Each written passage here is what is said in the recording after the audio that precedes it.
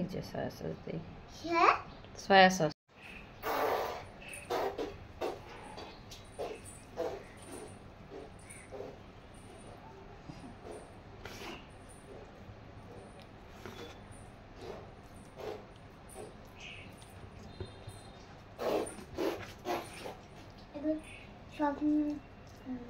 এখন সব দিয়ে মিশাচ্ছ।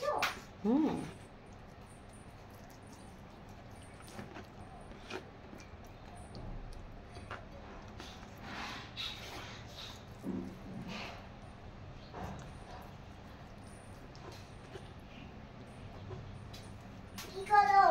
এই যে মাছটাকে মাখাই। কি মাছটাকে হলুদ মাখাই। হ্যাঁ, কি মাখা? এই নরম হয়ে দিছে। মাম্মি, এটাতে কই দিবা? এটাতে কই ভাজ।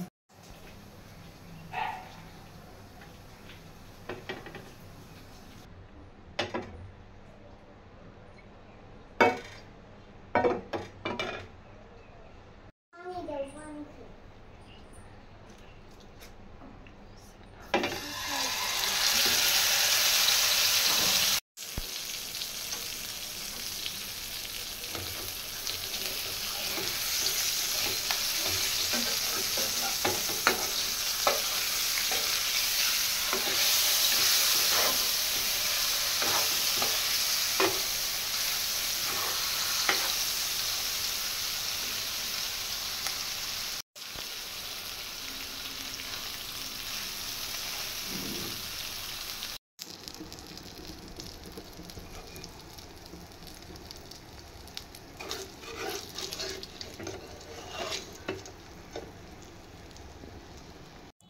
রংপুরের সবচেয়ে জনপ্রিয় এবং ঐতিহ্যবাহী একটা রেসিপি, সেটা হচ্ছে ডিম আলুর ডাল।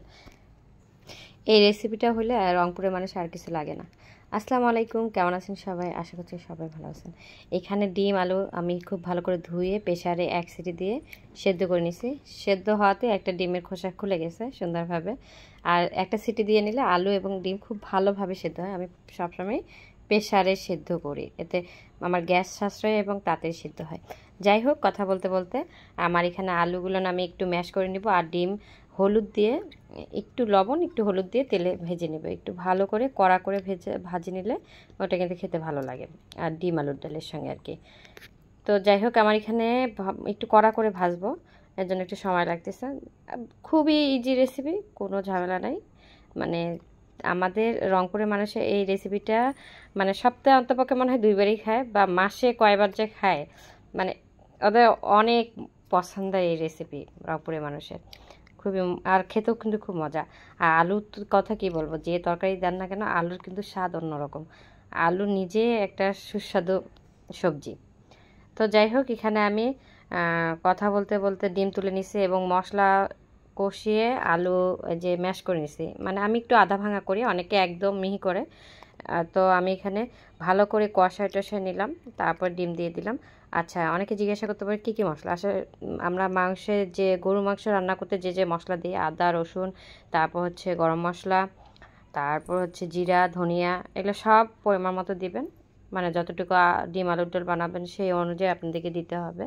এই যে আমার হচ্ছে রান্না হয়ে গেছে, দেখেন কত সুন্দর একটা কালার আসছে। খেতে কিন্তু খুবই মজা, সবাই ট্রাই করতে পারেন। খোদা হাফেজ।